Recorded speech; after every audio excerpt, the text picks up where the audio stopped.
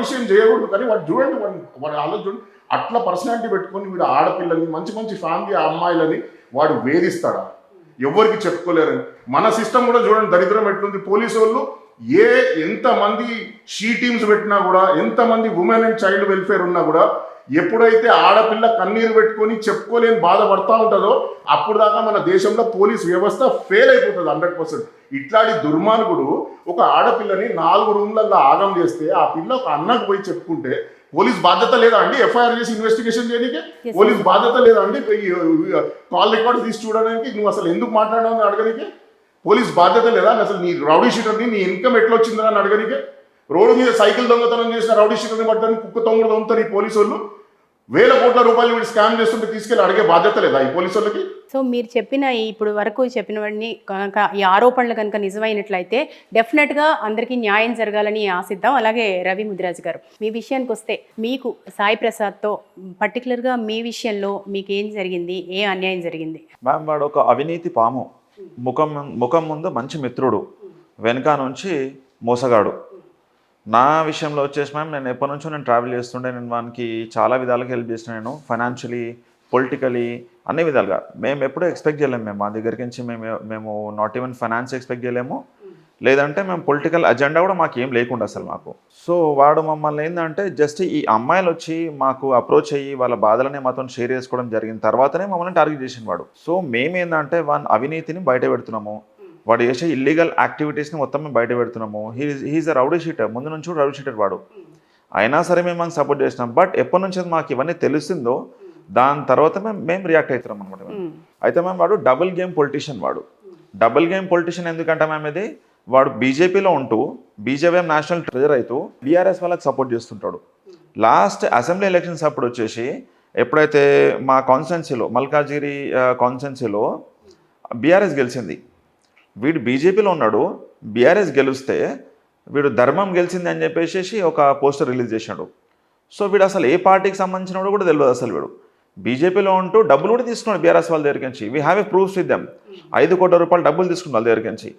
వీడు తీసుకుంటాడు, వీడు ఒక పెద్ద అవినీతి పనులు వీడు చేస్తాడు.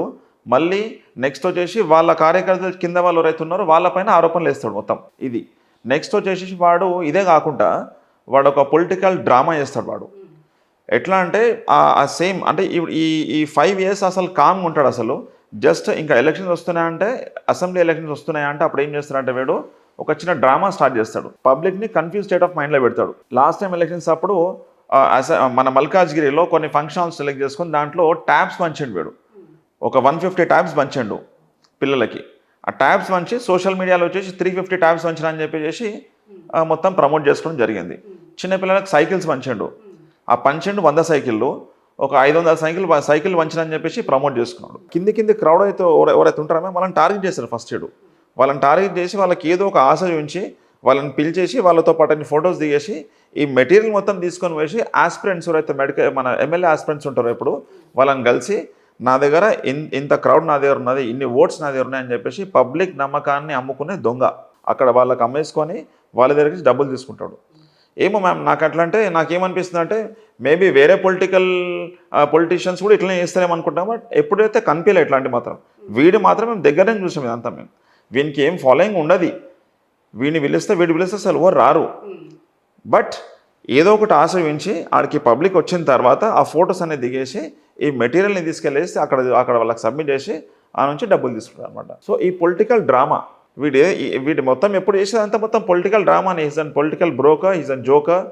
మొన్న రీసెంట్లీ రాఖీ ఫెస్టివల్ అయినప్పుడు కూడా వీనికి అసలు ఎవరు లేరు మ్యామ్ అక్కడ రాఖీ కట్టడానికి కూడా.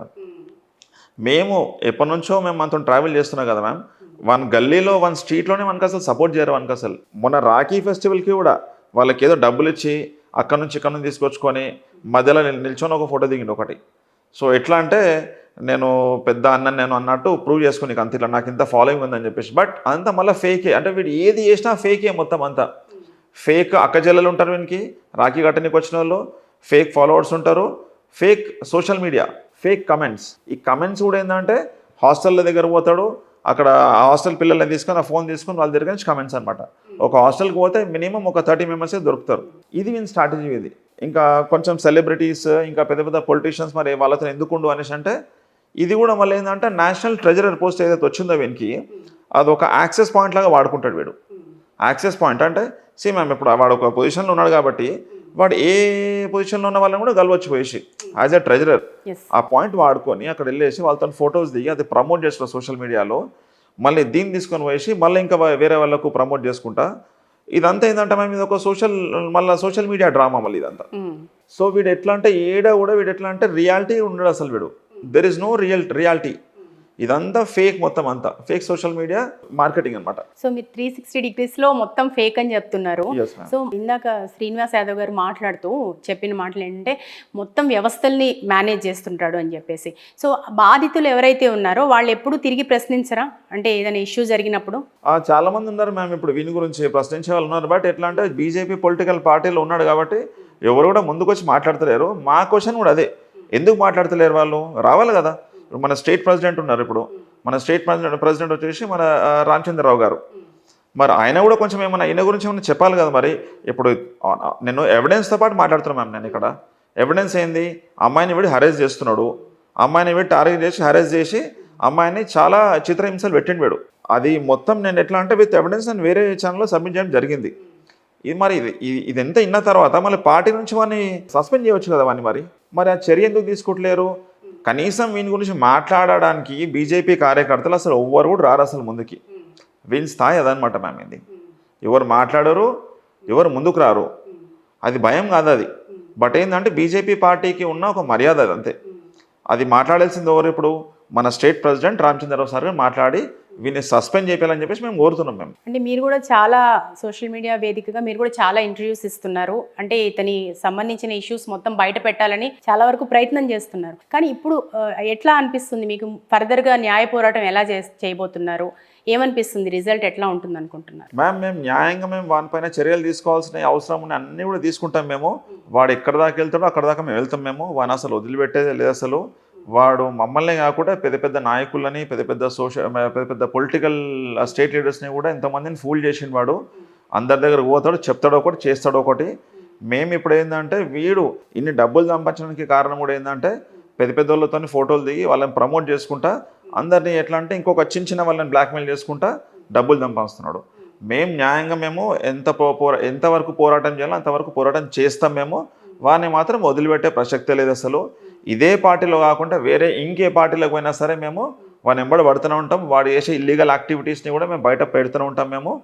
వాని ఎంబడి ఉన్న ప్రజలకు కూడా మేము ఎట్లా అంటే జ్ఞానం ఇస్తూనే ఉంటాం. వాడు కరెక్ట్ కాదు, వాడి మోసాలు, వాడు చేసే లెక్కలన్నీ కూడా మేము పాయింట్స్ అన్ని కనెక్ట్ అయ్యేలా చెప్తాం మేము వానిపైన బురద చల్లట్లేదు మ్యామ్. ఇవన్నీ ఫ్యాక్ట్స్. ఇవన్నీ మాకు తెలవడానికి ఇంత టైం పట్టింది. బట్ వాళ్ళతో ఉన్న వాళ్ళకి తెలవడానికి ఇంకా చాలా టైం పడుతుంది. ఇంకా ఇప్పుడు రౌడీ షీటర్ అని అంటున్నారు మీరు. గతంలో మీరు ఫ్రెండ్షిప్ ఉన్నప్పుడు తెలియదా మీకు రౌడీ షీటర్ అని చెప్పి? లేదు మ్యామ్. అప్పుడు రౌడీ షీట్ వాన్ దగ్గర ఓపెన్ చేసి 2023లో. ఓకే. మేము వాడిని 2000 అంటే మేము ఒక 3 years బ్యాక్ నుంచి మేము వానితోనే ఉండట్లేము అనమాట మేము. సో 2023లో వాని పైన రౌడీ షీట్ ఓపెన్ చేసిండ్రు. దానికంటే ముందు యాక్టివ్ కేసెస్ అన్నీ ఉండనమాట. సో అప్పుడు మాకు తెలియదు అప్పుడు మాకు. సో వీడు చీటింగ్ చేస్తాడు, ఇట్లా పొలిటికల్ డ్రామాస్. ఎట్లా అంటే ఇప్పుడు ఎవరినో ఒకరిని ప్రొవోక్ చేసి అలా హైలైట్ కానీ చూస్తాడు అనమాట వీడు. సో వీడిని ఎవరు పట్టించుకోరు. వీడియో ప్రొవోక్ చేసి వీడియో అక్కడ హైలైట్ అయ్యేసి వీనిపైన కేసెస్ బుక్ చేయటట్టు చూసుకుంటాడు. వీనిపైన కేసెస్ బుక్ అయిందే కాకుండా వీనితో పాటు తిరిగేటోళ్ళ పైన కూడా కేసెస్ బుక్ చేయించుకుంటాడు వీడు. ఎస్. దీంట్లో నేను ఒక ఎగ్జాంపుల్ చెప్తాను మ్యామ్. అలా బుక్ చేయించుకోవడం వల్ల ఏంటి లాభం ఏంటి మ్యామ్? రేపు ఇప్పుడు కోర్టుకి వెళ్తే వీనికి భయం ఏంటి? వీడు ఒకవేళ కోర్టుకి రేపు పోవాలంటే కూడా పేషీకి వెళ్ళాల్సి వస్తుంది కదా మ్యామ్. వెళ్ళినప్పుడు వీడు ఒక్కడు వెళ్ళకుండా వీనితో పాటు ఎట్లా అంటే ఎవరెవరైతే మంచి ఫైటర్స్ ఉంటారో, ఎవరైతే కొంచెం బలంగా ఉంటారో వాళ్ళని చూస్ చేసుకొని వీడు ముందే తెలివిగా వాళ్ళ పేర్లు కూడా కేసులో యాడ్ చేయించుకుంటాడు. కోర్టుకి వెళ్ళేటప్పుడు వాళ్ళందరూ రావాలని చెప్పేసి ఖచ్చితంగా రావాల్సి వస్తుంది. ఇది వీని స్ట్రాటజీ. ఇది దీంట్లో బలైన వాళ్ళు ఎవరంటే దీంట్లో అడ్డగుట్ట శ్యామ్ అని చెప్పేసి అడ్డగుట్టాలు ఉంటాడు, మంచి పర్సన్. ఆయన వస్తే ఆయనతో పాటు 4 వస్తారని తెలుసు వీనికి. సో ఆయన ఎక్కడ కూడా ఫోటోలో కనిపించకుండా కూడా ఆయన పేరు ఒక కేసులో ఎరికిచ్చేసిండు. దీంట్లో బలైన ఇంకో సెకండ్ పర్సన్ వచ్చేసి మెట్టు ప్రదీప్ పల్వాన్. ఆ మెట్టు ప్రదీప్ పల్వాన్కి కూడా మంచి ఫాలోవర్స్ ఉంటారు. ఆయన వస్తే ఆయనతో పాటు ఒక 10 మంది వస్తారు. కాబట్టి ఆయన పేరు కూడా దీంట్లో కేసులో ఎరికిచ్చేసి అనమాట. సో వాళ్ళందరూ షాకింగ్ వాళ్ళు. అరే మేము అసలు ఏం చేయనేయలే, అసలు మేము ఆడ మాదెందుకు పెట్టినాం అంటే యాక్చువల్లీ మేము రీసెర్చ్ చేస్తే ఏంటంటే పోలీస్ స్టేషన్లో మేము రీసెర్చ్ చేస్తే ఏంటంటే పోలీస్ వాళ్ళు ఏమన్నారంటే మేము ఓన్లీ కేసు రాసింది PM Sai Prasad and others. ఈ పిఎం సాయి ప్రసాద్ని పిలిచి మేము కూర్చోబెట్టి మేము అడిగినప్పుడు అదర్స్ అని ఎవరు బాబు మళ్ళీ వాళ్ళ పేర్లు చెప్పంటే వీనికి ఎవరెవరు కావాలనో వాళ్ళ పేర్లు చెప్పి వాళ్ళ పేర్లు అప్లికేషన్ అట్లా. సో సీరియస్లీ దీంట్లో ఇప్పుడు ఆ ఫోటో ఫ్రేమ్స్లో ఎవరైతే ఫేసెస్ కనిపిస్తుంటే వాళ్ళ పేర్లు ఉండే దాంట్లో వాళ్ళ పేర్లు రాయడబెడు. ఎందుకంటే వాళ్ళ కాళ్ళకి చైన్ లేచి కట్టేసిన వాళ్ళు ఆల్రెడీ వీని దాంట్లో ట్రాప్ అయిపోయి ఉన్నారు. వాళ్ళు సెట్ అంటే సెట్, స్టాండ్ అంటే స్టాండ్. వాళ్ళు ఇంకా వాళ్ళు వీడిని దీకించి తప్పించుకొని పోయే ఛాన్స్ లేదు మ్యామ్. సో ఎవరెవరైతే దూరం ఉంటున్నారో వాళ్ళని వీడు టార్గెట్ చేస్తాడు. వీనితో పాటు కేసు నడిచిన రోజు ట్రావెల్ చేయాలని చెప్పేసి ఇది ఒక స్ట్రాటజీ వింది. వాడిని నమ్మిన వాళ్ళు మోసపోతారు. ఇంకా మాకైతే తెలవడానికి చాలా టైం పట్టింది. మీకు మేము ఇంత నాలెడ్జ్ ఇస్తున్నాము, జాగ్రత్త. శ్రీనివాస్ యాదవ్ గారు, సో రవి ముదిరాజ్ గారు చెప్తూ చాలా రకాల మ్యానిపులేషన్స్ ఉన్నాయి, చాలామంది మోసపోయారు, రకరకాలుగా ఆల్ 360 degreesలో ఇబ్బంది పెడతాడు అతను అని చెప్తున్నారు. సో మీరైతే ఏదైతే కేసులు ఫైల్ చేశారో ఈడీకి సంబంధించి కావచ్చు, రకరకాల ఎఫ్ఐఆర్లు ఉన్నాయన్నారు 16 ఏదో. సో ఈ మొత్తం మీద ఫర్దర్గా మీరు న్యాయ పోరాటం ఎలా చేయబోతున్నారు యాజ్ ఏ అడ్వకేట్గా చెప్పండి.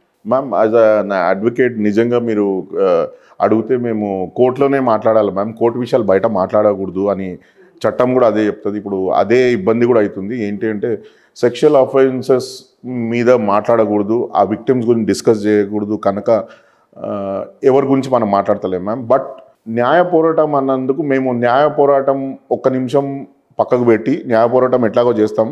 కానీ ధర్మ పోరాటం అని మీరు పేరు అడిగితే మాత్రం ఖచ్చితంగా మేము ధర్మ పోరాటం చేస్తాం మ్యామ్.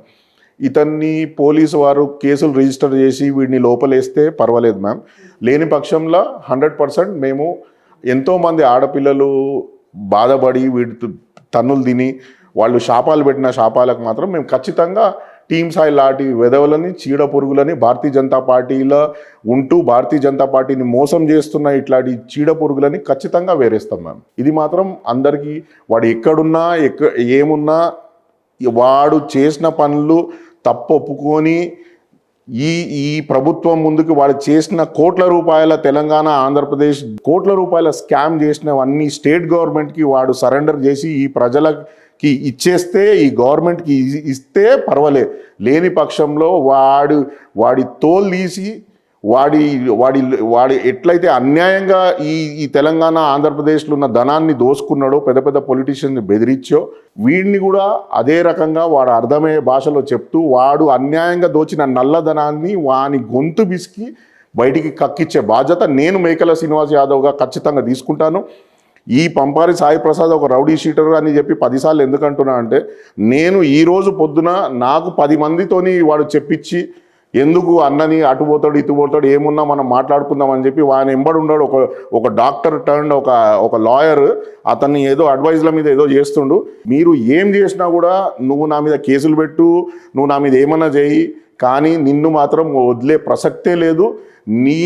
నీకు ఈ గవర్నమెంట్ ఇచ్చినా ఇయ్యకున్నా కూడా ఖచ్చితంగా దేవుడు మాత్రం నువ్వు చేసిన పనికి త్వరలోనే ఇస్తాడు.